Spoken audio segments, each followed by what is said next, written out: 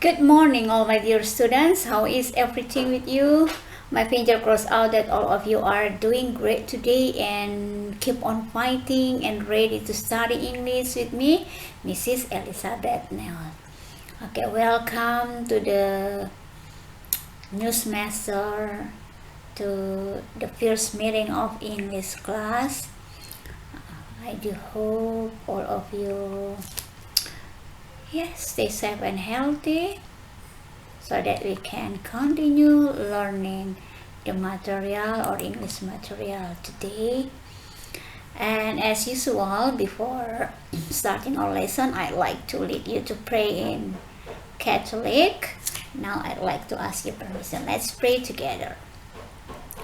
Thank you, Lord, for the new day. Thank you for your guidance so that we stay safe and healthy until this moment on.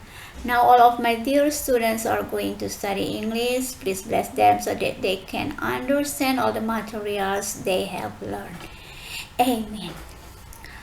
Oke anak-anak, hari ini kalian akan belajar bahasa Inggris karena ini pertemuan kita yang pertama. Sebelum masuk ke materi, I'm going to show you some picture related to the material you are going to study today. Okay, the first picture is Cinderella. Okay, who have ever watched a movie or read a story about Cinderella? Ya, siapa yang sudah pernah nonton Cinderella? I thought most of you or a lot of students who have ever watched a movie or film about Cinderella. Okay, yeah, the first picture is Cinderella and the second one is Malin Kundang. Ya, siapa yang sudah pernah menonton atau membaca cerita Malin Kundang? Ibu rasa this is the well-known folk tale. Ya, ini adalah dongeng yang sangat terkenal. Oke, sambil kalian berpikir tentang materi, kira-kira materi apa yang kalian akan pelajari sambil melihat dua gambar tadi, Cinderella, Malin Kundang, and the next is Kancil dan Buaya, Crocodile and the Mouse Deer. Ya, kancil dan buaya. Nah, berdasarkan 3 gambar yang sudah ibu tunjukkan, or the 3 pictures I have shown, what do you think? What material are you going to study today? Kira-kira kalian akan belajar tentang apa hari ini? Ya, anak-anak, hari ini kalian akan masuk ke materi baru dan kalian akan belajar tentang narrative text. What is a narrative text? Apa itu teks naratif?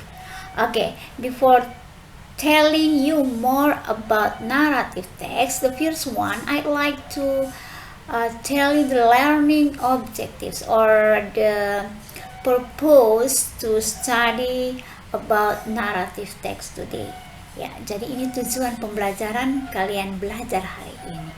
Yes, the first one is to understand the content of narrative text. Ya, untuk tujuan yang pertama ini, kalian diharapkan bisa memahami isi dari teks naratif. Itu tujuan yang pertama.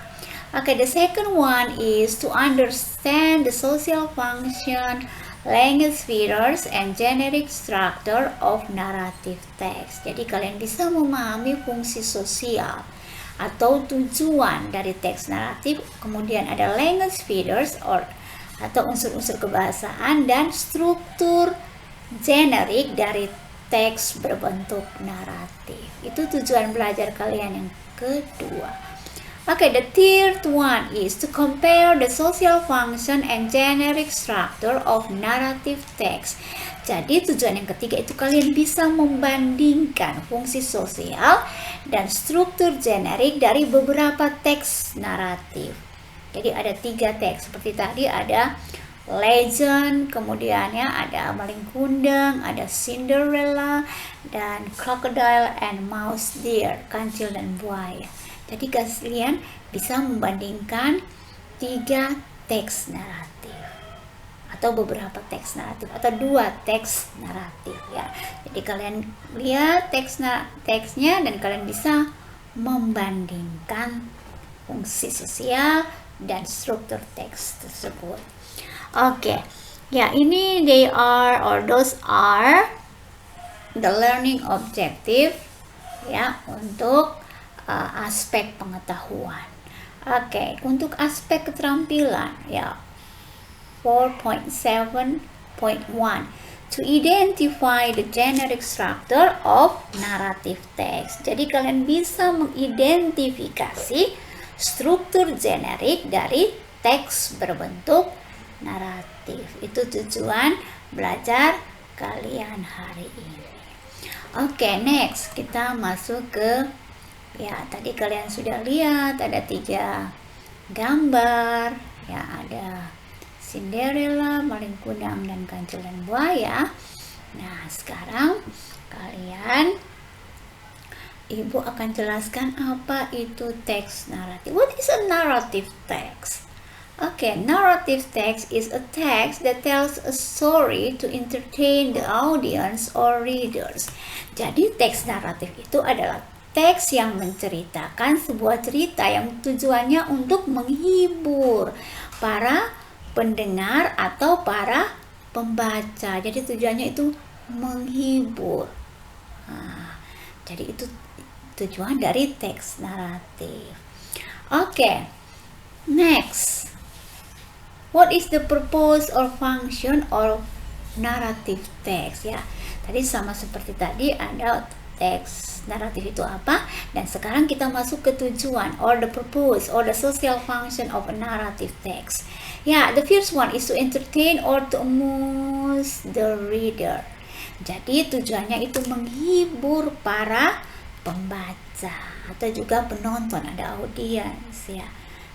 Misalnya teks naratifnya berbentuk film, movie ya. Jadi tujuannya untuk menghibur penonton. Kemudian yang berikutnya, to excite emotion. Jadi untuk memancing atau menggugah atau memancing emosi para pembaca atau penonton. Jadi jika kalian sudah pernah menonton banyak cerita-cerita berbentuk naratif, itu kalian tahu bahwa film tersebut kadang-kadang membuat kita emosi, kita marah, kita sedih ya, dan happy ya. Ada banyak emosi yang dipancing atau digugah dari film atau cerita naratif tersebut. Kemudian yang berikut, to teach moral value. Jadi untuk mengajarkan pesan moral. Jadi kita di sini ini jarang orang tua kita membacakan cerita sebelum tidur atau dongeng sebelum tidur. Tapi di luar negeri dari anak-anak usia masih balita itu sudah diajarkan atau diceritakan dongeng sebelum mereka tidur. Ya, tujuannya itu untuk memberikan pesan moral. Jadi semua cerita-cerita berbentuk naratif itu pasti ada pesan moral yang ingin disampaikan oleh penulis ya kepada kita. Jadi pasti teks-teks berbentuk naratif itu ada pesan moral yang ingin disampaikan. Jadi itu adalah tujuan dari teks berbentuk naratif. Oke, kinds of narrative text ya. Jadi ini kita masuk ke jenis teks naratif. Yang pertama, fairy story or folk tale. Jadi teks naratif yang pertama itu cerita-cerita dongeng, cerita-cerita peri ya. Contohnya Snow White, ada Cinderella, kemudian ada Frozen ya, itu juga termasuk teks naratif ya. Jadi yang pertama itu cerita-cerita peri-peri ya. Kemudian ada cerita Rapunzel ya, itu juga termasuk teks naratif ya. Jadi ada cerita-cerita peri ya, dongeng-dongeng dulu paling banyak menceritakan cerita-cerita tentang peri, itu bentuk teks naratif yang pertama. The second one is fabel ya, jadi cerita-cerita tentang binatang ya. Contohnya ya The Mouse and the Lion. Ya, ini ceritanya bagus sekali. Ya, ini pesan moralnya bahwa jangan melihat, ya jangan menilai orang dari kulit luarnya. Ya, don't judge people by its cover. Ya, contoh itu satu cerita naratif berbentuk fabel, atau The Mouse, Deer, and the Crocodile, ya, kancil dan buaya. Kemudian banyak sekali cerita-cerita naratif yang bentuknya fabel. Itu bisa kalian lihat di Google atau di buku-buku cerita. Itu banyak sekali cerita-cerita naratif yang berbentuk fabel. Oke, the third one is legend or folklore, ya, cerita legenda. Ya, legenda atau cerita-cerita rakyat, ya. Contohnya Danau Toba. Kemudian ada lagi Maling Kundang, ya. Itu asal mula terjadinya Gunung Tangkuban Perahu kalau tidak salah. Oke, itu contoh atau jenis-jenis dari teks berbentuk naratif. Oke, next, language features of narrative text. Jadi ini unsur-unsur kebahasaan yang terdapat dalam teks berbentuk naratif. The first one, ya, narrative usually use, ya. Teks naratif itu biasa menggunakan simple past tense, ya. Jadi Ibu sudah pernah jelaskan di semester lalu tentang simple past tense. Jadi jika kalian mau menganalisa cerita naratif, biasanya teks naratif itu dia menggunakan simple past tense. Sama dengan teks recount, menceritakan pengalaman yang terjadi, itu juga menggunakan past tense. Tapi naratif ini ya seperti ini, cerita-cerita dongeng, fabel, atau cerita-cerita legenda. Itu dimaksud dengan teks naratif. Jadi dia menggunakan simple past tense. Contoh, example, her name was Mande Ruby. Ya, ini contoh kalimat simple past tense, ya, yang menggunakan nominal sentence, atau kata kerjanya menggunakan to be, was or were kalau simple past tense. Oke, the second is she lived with her son. Ya, dia tinggal bersama anak laki-lakinya. Contoh, ya, dalam cerita Maling Kundang. Ya. Ini contoh simple past tense, ya, yang terdapat dalam teks naratif. Oke, the second one is direct or indirect speech, kalimat langsung atau kalimat tidak langsung. Ya, example, I know only one trick to get away from dogs. Ya, direct or indirect speech, ya, kalimat langsung atau kalimat tidak langsung. Ya, biasanya pada teks naratif itu terdapat banyak sekali kalimat langsung maupun kalimat tidak langsung. Contoh, example, I know only one trick to get away from dogs, said the cat. Saya hanya tahu satu trik untuk lari dari anjing-anjing, kata kucing. Ini kalimat langsung, ya. Kalimat langsung biasanya dia pasti ada tanda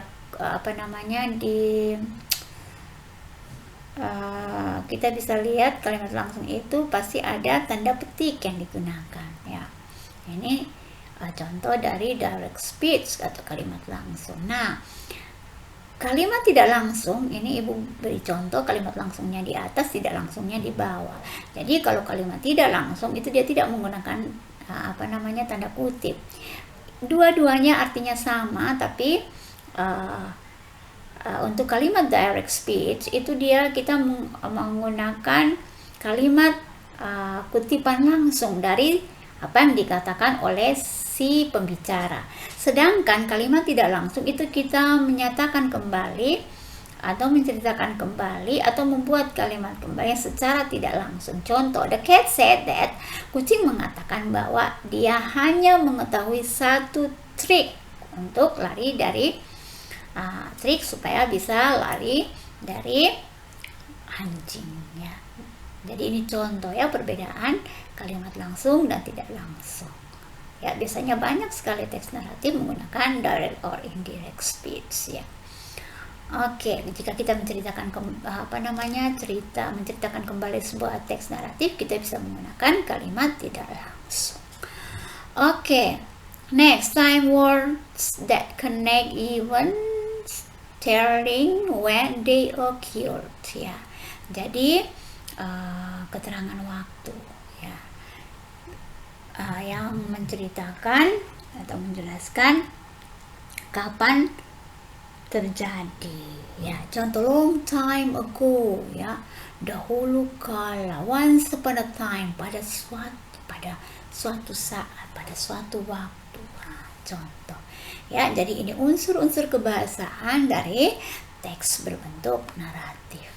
Okay, next, the generic structure of narrative text. Ya, kita lihat struktur generik atau struktur dari teks berbentuk naratif. Kita lihat yang pertama ada orientation. Apa itu orientation? Ya, contoh, in the orientation, the narrator tells the audience about who involved in the story. Jadi pada bagian orientasi itu para penulis menceritakan tentang yang pertama, who involved in the story, siapa yang terlibat dalam cerita tersebut. Kemudian when the story is taking place, ya, kapan kejadian itu terjadi. Kemudian di bagian orientation ada where the story happen, ya, di mana kejadian itu terjadi. And what happened to the main character, apa yang terjadi pada pemeran utamanya. Ya, jadi itu bagian orientation. Biasanya ada di bagian awal sebuah teks berbentuk naratif. Ada who, when, where, and what happened. Nanti Ibu akan memberikan contoh lebih lanjut lagi apa yang dimaksud dengan who, when, where, what happened. Bagaimana kita menganalisa yang mana yang dimaksud dengan orientation. Oke, jadi struktur yang pertama ada orientation, and the second is complication. Nah, pada teks naratif yang kedua itu ada complication. Apa itu complication? Ya, complication shows the audience or readers the rising of the conflict or problem is in the story. Jadi yang dimaksud dengan complication itu adalah masalah yang muncul pada cerita tersebut. Contoh, ya, cerita Cinderella, contohnya orientation, who involved in the story, Cinderella, ada stepmother and two stepsister and the fairy, ya, contoh, ya, contoh film Cinderella atau cerita Cinderella yang terlibat dalam cerita itu ada Cinderella, dua saudari tirinya, kemudian ada ibu tirinya dan peri. Ya, itu contoh who involved in the story. Kemudian when the story is taking place, long time ago, ya, contoh, ya, kapan? Oh, pada zaman dahulu kala. Kemudian when the story is taking place, kapan kejadian itu terjadi? Where the story happen, di mana cerita itu terjadi? Ya, in a place, ya, di sebuah kerajaan, contoh. Kemudian ada what happened to the main character, apa yang terjadi pada pemeran utamanya, ya, ayahnya meninggal, kemudian ibunya meninggal, kemudian ayahnya meninggal lagi, ayahnya pergi bekerja meninggalkan dia dengan ibu tirinya dan dua saudara tirinya dan seterusnya. Ya, itu yang dimaksud orientation. Kemudian complication, ya, masalah itu muncul. Ya, masalahnya itu muncul ketika ada pesta di sebuah kerajaan dan semua diundang. Nah, itu complication, ya, masalah yang terjadi dalam cerita itu contoh dari cerita yang berjudul Cinderella. Oke, itu struktur teks yang kedua. Kemudian yang berikut ada resolution. Ya, jadi apa itu resolution? Resolution is how the problem is solved, ya. Jadi pada bagian teks naratif itu ada yang namanya resolution atau bagaimana masalah itu dipecahkan. Contoh, raja mengundang semua rakyat untuk pergi ke pesta, kemudian bagaimana masalah itu terjadi, semua diundang. Cinderella tidak punya baju yang indah, kemudian bagaimana masalah itu bisa dipecahkan, ada peri yang baik hati dan seterusnya. Itu contoh dari resolusi. Oke, the next is reorientation. Ya, reorientation ini optional. Dia bisa ada, bisa tidak. Ya. Contoh reorientation itu what happened at the end of the story. Apa yang terjadi pada akhir cerita. Dia optional, bisa ada, bisa tidak. Apa yang terjadi, bisa happy or sad, ya. Happy ending or sad ending. Itu contoh dari reorientation. Oke. Next, ya, berikut Ibu akan memberi contoh bagaimana kita menganalisa struktur dari teks berbentuk naratif. Kita lihat cerita yang pertama. Oke. The story is entitled Maling Kundang. Ya, cerita ini berjudul Maling Kundang. Oke, pada cerita Maling Kundang, ya, yang termasuk orientationnya, ya, kita lihat di sini. Who involved in the story? Ya, siapa? Ada Maling Kundang, ada his mom, Manda Rubia. Ya, itu contoh, ya, dari who involved in the story, siapa yang terlibat di cerita. Kemudian ada when it happened, kapan terjadi, ya, long time ago. Kemudian where did it happen, ya, in West Sumatra. Kemudian ada what happened to the main character, apa yang terjadi pada pemeran utama. Ya, di sini kita lihat. When Maling Kundang was 15 years old, he worked as a porter in a merchant ship. He had been abroad for many years, but he didn't send any news to his mother. His mother missed him. Ya, what happened? Ya, ketika Maling Kundang berumur 15 tahun, dia bekerja sebagai porter, pelaut di sebuah kapal. Ya, dia sudah berlayar selama bertahun-tahun, tapi dia tidak mengirimkan berita kepada mamanya. Mamanya merindukan dia. Itu contoh dari reorientation. Orientation. Long time ago, there lived a poor widow in West Sumatra. Her name was Manda Rubia. She lived with her son. His name was Maling Kundang. She loved her son very much. When Maling Kundang was 15 years old, he worked as a porter on an merchant ship. He had been abroad for many years, but he didn't send any news to his mother. His mother missed him. Ya, ini contoh orientation. Next, ya, ini yang tadi yang ada di orientation. Who involved in the story? Ini contohnya, ya. Jadi kalau Ibu minta kalian untuk menganalisa struktur dari teks itu, kalian bisa menggunakan contoh ini, ya, sebagai dasar kalian untuk menganalisa. Who involved in the story? Maling Kundang and his mother, Manda Rubia. What it happened? Long time ago. Where did it happen? West Sumatra, in West Sumatra. What happened to the main character? Yeah, when Maling Kundang was 15 years old, he blah blah blah. Okay, the captain on the ship liked him because he worked very hard. When he was older, the captain asked him to marry his daughter. He worked even more successfully so that when the captain died, he got all the captain's wealth and he also became the new captain. Ya, ini contoh what happened to the main character yang ada di bagian orientation. Oke, next, complication. Ya, masalah yang muncul. Ini kita lihat ceritanya. He was very rich, but unfortunately he became too proud and arrogant because of his wealth. Ya, dia sangat kaya, tapi sayangnya dia menjadi sombong, ya, karena kekayaannya. One day Maling Kundang ship dropped anchor. One day Maling Kundang ship dropped anchor at the Batang Arau harbor. Then his mother, who had been waiting for years, heard about this. She went to the ship to see her beloved son. But what happened? Maling Kundang did not want to admit that Manda Rubia was his mother. He knew it, but he was too arrogant to do it. He did not want his beautiful wife to see the old and ugly woman coming to him as his mother. He even scolded her and asked his guard to send her away. Ya, ini complication, ya. Suatu saat Maling Kundang, ya, kapal Maling Kundang, dia berlayar menuju pelabuhan Batang Arau. Kemudian mamanya yang sudah menunggu selama bertahun-tahun mendengar berita tersebut.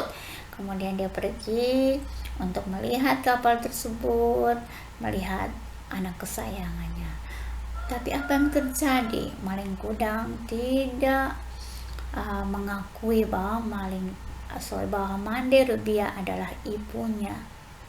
Ya, dia tahu bahwa itu jahat, tapi dia tidak ingin istrinya yang cantik melihat wanita yang tua dan jelek mengaku sebagai mamanya. Ya, dia bahkan meminta guard ini, dia punya pengawalnya tuh untuk membawa Mande Rubia jauh, untuk pergi jauh menjauhkan dia. Ya, itu masalah. Ya, masalah yang muncul, dia kaya, kemudian dia menjadi sombong. Oke, next, resolution. Jadi bagaimana masalah itu dipecahkan. His mother was very sad. She sorrowfully knelt down to pray to God. Oh God, I knew he is my son, but why has he returned so wicked? Please God, don't let this wickedness continue. Punish him as you wish. Then when the ship sailed, suddenly the sky turned dark, and a strong wind blew the ship violently. Maling kundang and his guards were drowned. The ship turned upside down, and it immediately turned into a star. Ya. Ibunya sangat sedih, kemudian dia berlutut, dan dengan rasa sedihnya dia berdoa kepada Tuhan. Oh Tuhan, saya tahu bahwa dia anak saya, tapi kenapa dia begitu kasar? Tolong Tuhan, jangan biarkan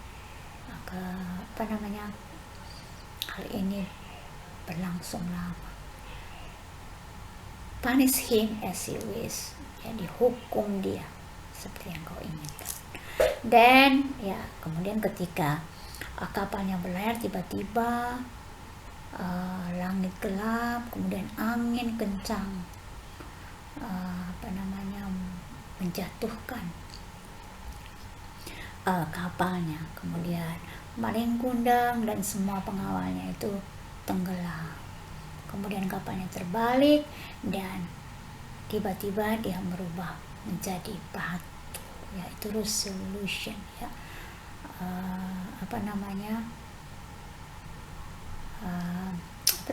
Jalan keluar, ya, yang dipecahkan, solve the problem. Jadi ibunya berdoa.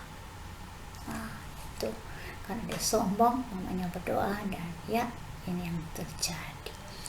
Oke, next, reorientation. Tadi optional, ya, ada di cerita. Now when we go to the beach near Padang, we can see a rock which look like a ship.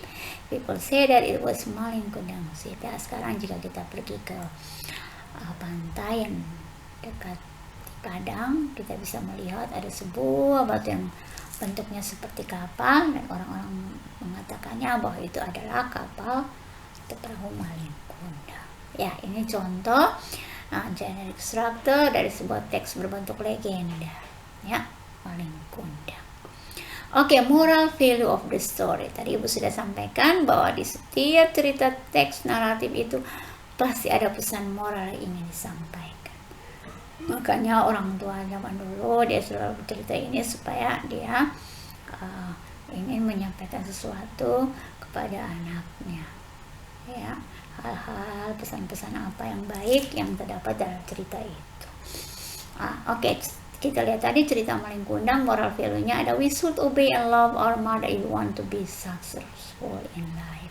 Ya, kita harus menghormati, mencintai, jadi menuruti, ya, orang tua, terlebih mama kita, jika kita ingin sukses dalam hidup. Ya, kalian coba renungkan, siapa yang suka melawan orang tua? Tidak boleh, ya. Kita harus supaya kita sukses dalam hidup, tidak boleh melawan. Pesan-pesan orang tua itu penting untuk kita. Kemudian kita harus mencintai orang tua kita, Jangan buat dia sakit hati kemudian menangis ya. Oke, itu contoh. Next, itu moral value yang pertama. Yang kedua, do not break our mother's heart if you want to, ya. Jangan membuat atau melukai hati ibu kita kalau kita ingin sukses. Jadi orang bilang di doa ibuku, namaku disebut, jadi doa ibu itu pentingnya. Mother's pray means everything ya. Jadi doa ibu itu sangat kata segala-galanya. Ya, makanya jika kalian mau melakukan sesuatu, jangan lupa minta ibu kita untuk mendoakan kita. Ya, doa ibu itu sangat mujarab. Oke, itu pesan moral dari cerita Maling Kundang. Oke, next we go to assignment ya. Kita masuk ke dalam tugas. Anak-anak, untuk minggu ini ibu kasih tugasnya hanya aspek pengetahuan. Nanti pertemuan berikutnya baru kita masuk ke aspek keterampilan.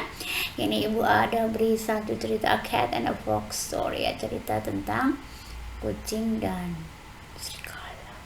Ya, ini ada ceritanya di sini. Kalian silakan baca ceritanya.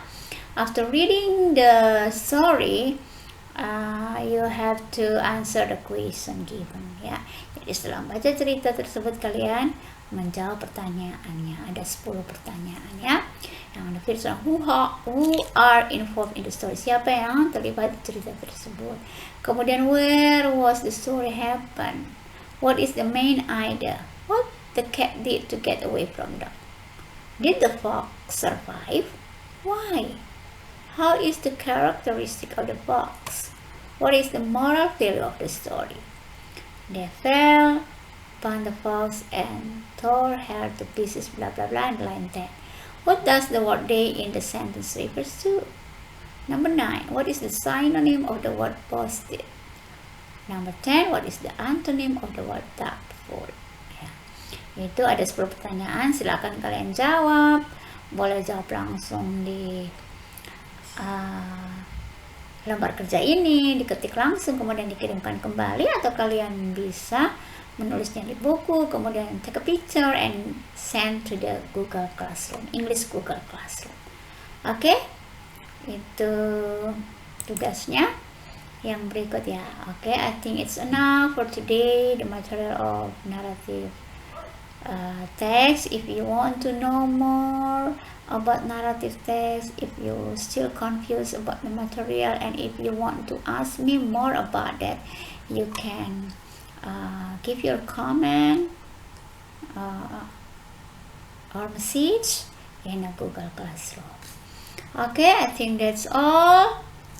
And as usual, before ending the lesson, let's pray together. And now I'm going to ask you permission to lead you to pray in Catholic.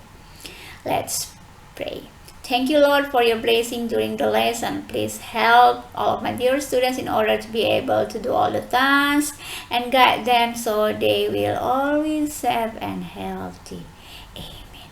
Okay, I think that's all for today. Next week or next meeting, we are going to talk about narrative text also. Minggu depan kita juga akan belajar tentang teks naratif, tapi kita masuk ke aspek keterampilan. Okay, I think it's enough for today. Thank you very very much for your attention, and goodbye. See you next meeting.